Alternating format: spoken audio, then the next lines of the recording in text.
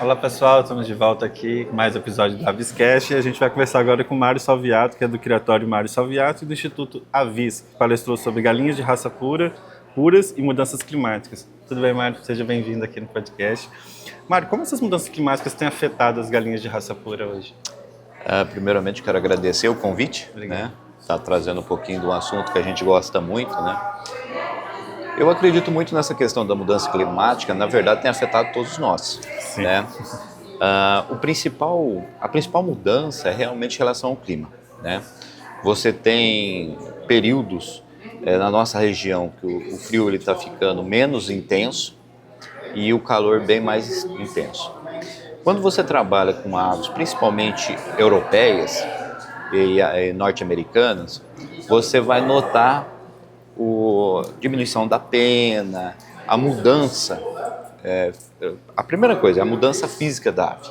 Ela vai se preparar para um período que ela vai sentir mais calor, então ela vai perder a quantidade de penas.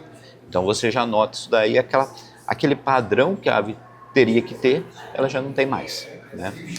Aí tem as questões práticas mesmo, né? A questão do calor, ele afeta diretamente a produção, o crescimento, ele aumenta a mortalidade das aves. Então, assim, é uma coisa que a gente vai ter que se adequar. Eu acredito muito que o produtor de galinhas hoje ele vai ter que se adequar a essa questão das mudanças, porque acredito que não vai ter reversão, né? Perfeito. E como que esse novo produtor, que esse produtor, no caso, ele vai se adaptar a instalações, ao manejo, esse novo cenário de mudanças climáticas assim? Olha, eu acho que assim, você não consegue fazer uma coisa só, né? É um conjunto de questões que vão É um afetar. conjunto de questões. Você tem que entender, primeiramente, com que você trabalha, né? Olha, eu quero trabalhar com a beleza, quero trabalhar com as aves ornamentais, ou eu quero trabalhar produtividade. Então, assim, se ele está pensando mais na questão produtiva, né, ele deve escolher variedades que são mais resistentes. É o primeiro passo, né? Não, eu quero realmente continuar trabalhando com as ornamentais e a questão da beleza. Bom, aí ele vai ter que entender que as aves elas já não vão ficar tão mais belas como ele gostaria. Isso é a primeira coisa. O ambiente, eu acho que o ambiente é fundamental, né? Hoje a indústria ela tem investido assim, milhões na questão de galpões, climatização e tal. Como a criação de aves ornamentais ela é muito ligada ao pequeno produtor, ele já não tem uma fortuna para gastar e ele nem quer gastar, né? Une essas duas situações. Então, a gente tem que pensar muito, eu comentei isso na minha palestra, pensar muito no ambiente que a ave viveu lá atrás e tentar promover isso. Como que a gente pode fazer isso aqui no Brasil? A questão da boa circulação de ar interno dentro do galpão, né? Então vai ter uma boa troca de ar, o ambiente tende a ficar mais fresco. A questão da arborização, nós temos que pensar que a galinha originalmente ela era criada, ela vivia nas matas, né? Então se ela vivia em mata, você tem que pensar que a questão da arborização em volta do espaço que ela vive é muito importante. E hoje, né, com a questão da influenza, cada vez mais as aves vão ter que ficar confinadas.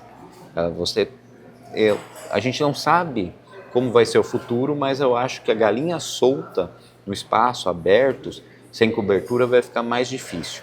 Se ela vai ficar confinada, você vai ter que trabalhar mais a questão da arborização. Porque é notório que embaixo de uma árvore bem arborizada, você tem uma redução de 5, 6 graus a temperatura, né? Então eu acredito muito nesse caminho. A questão da arborização, a questão da você tentar umidificar o ambiente, né?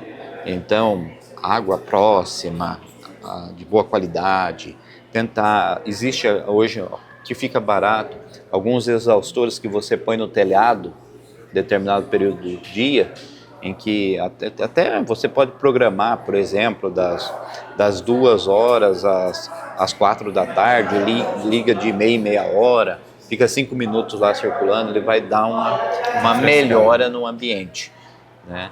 Então, assim, são medidas que são medidas simples e que dão um ótimo resultado. Perfeito. E aí, além do criador, no caso, você acredita que isso muda também na orientação do criador para o cliente final na hora?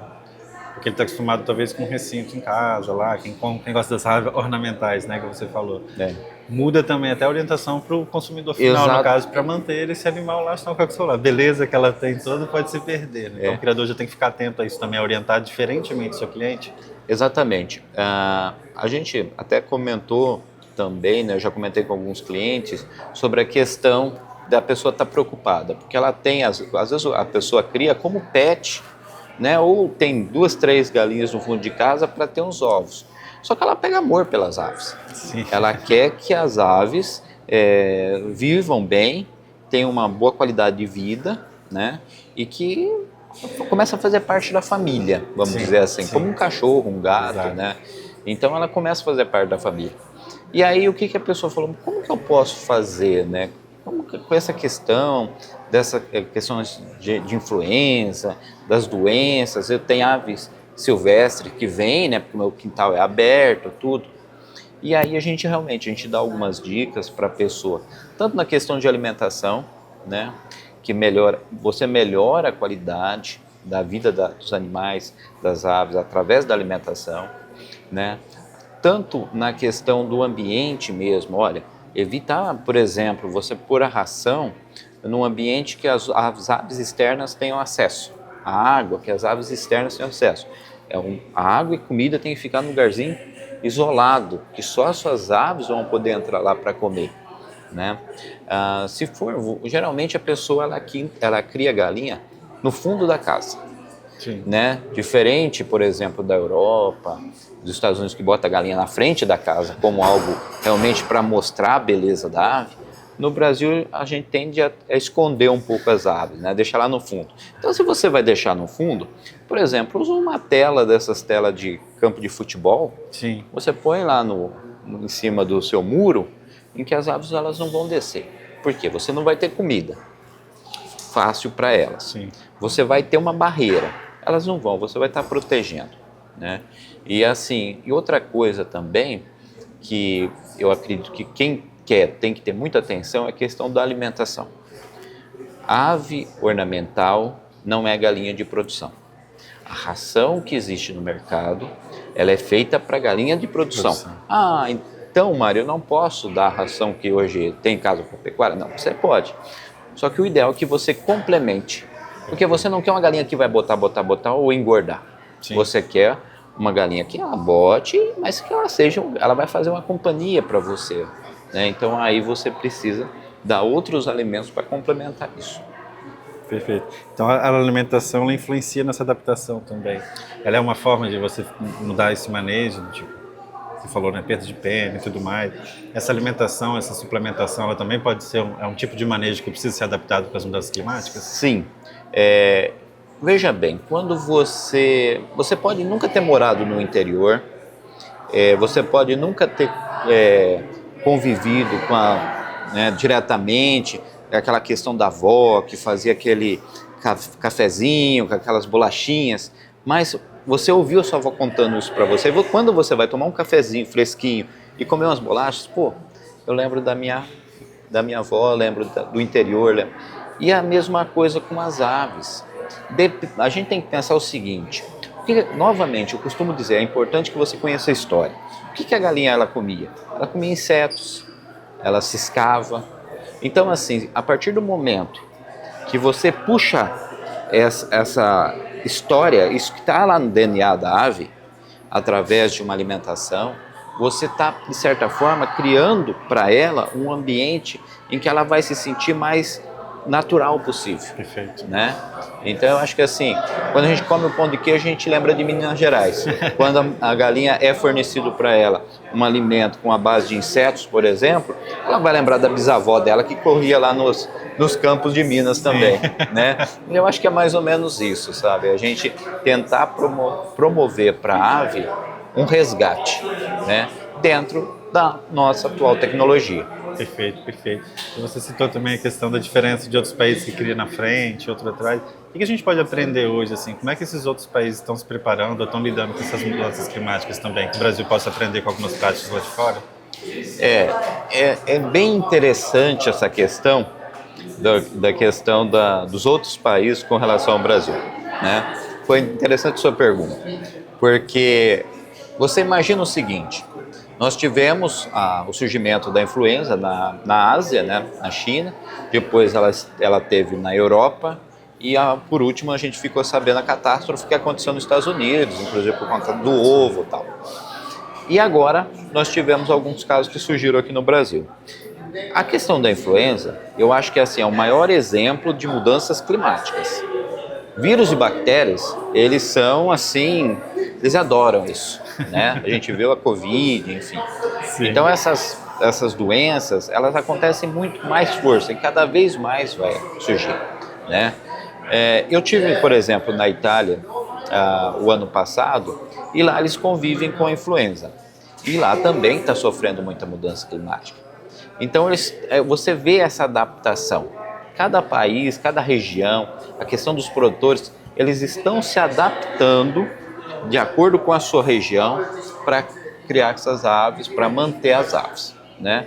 Eu acho que assim, como no caso de lá, aqui também, essa vai ser mais um desafio, né? E que nós vamos ter que enfrentar e que a gente vai ter que aprender a conviver, né? Como tudo. Hoje a gente, por exemplo, hoje a gente tem a Covid, muita gente está pegando Covid e já não é mais como foi na pandemia. Já aprendeu a conviver. Está aprendendo a conviver, né? A vacina ajudou, ela não resolve, ela ajuda. É a mesma coisa, talvez futuramente surja uma vacina, como eu disse, às vezes as aves vão ter que ficar confinadas, não vamos poder mais criar essas aves soltas para não ter contato com outras aves, mas são coisas que com o tempo eu acho que vai normalizando. A gente só tem que ter uma visão mais de respeitar o que está acontecendo, né? Não apontar culpados, né? Nem negar que existe. Negar e procurar soluções dentro da possibilidade de cada um, né? Não adianta eu falar para você, olha, você é um criador, eu vou falar para você, você tem que fazer isso, mas se você não tem possibilidade de fazer isso, olha, eu não posso fazer isso, mas eu poderia fazer dessa forma. Eu acho que isso é muito importante, é tentar você conservar, preservar o que você já tem, o que você cria, dentro das suas possibilidades. Perfeito, perfeito. Mário, para a gente fechar, o futuro da criação de raças puras diante dessas mudanças climáticas, o que a gente pode esperar? Olha, a criação de raça pura, para mim, ela é um banco genético. Porque, por exemplo, o que a gente viu, que está mais fresco, que é o que a gente pode citar, o que a gente viu no Rio Grande do Sul. Teve 2 galpões contaminados, um morreu 100% das aves e o outro morreu 80% das aves. Então, quer dizer assim, pode falar que onde foi contaminado morreu 100%, né? Qual que é o resultado da influenza numa ave caipira, por exemplo? A gente sabe, né? Será que nós já não temos a influenza em muitos quintais caipira e as pessoas não sabem o que está acontecendo, né? Nem sabem do que se trata. Então eu acredito muito nisso. A gente está no meio do escuro ainda. A gente está no escuro e eu acredito muito que a raça pura, às vezes ela tem ali, como ela tem uma evolução, uma genética muito antiga, ela possa encontrar soluções para problemas atuais. Legal. Né? Porque hoje, se você pensar, a genética do frango de corte, a genética da galinha de postura, elas são muito parecidas. O frango de corte ele é muito padronizado, a galinha de postura é muito padronizada, então ela tem uma genética muito parecida. Um indivíduo que vai ser contaminado, para ele contaminar os outros irmãozinhos dele ali, que é tudo igual, é muito mais fácil. Sim. Se você tem indivíduos diferentes, com genéticas diferentes, de regiões diferentes, que trouxeram no seu mapeamento genético histórias diferentes, até que ponto realmente esse vírus vai atacar, né?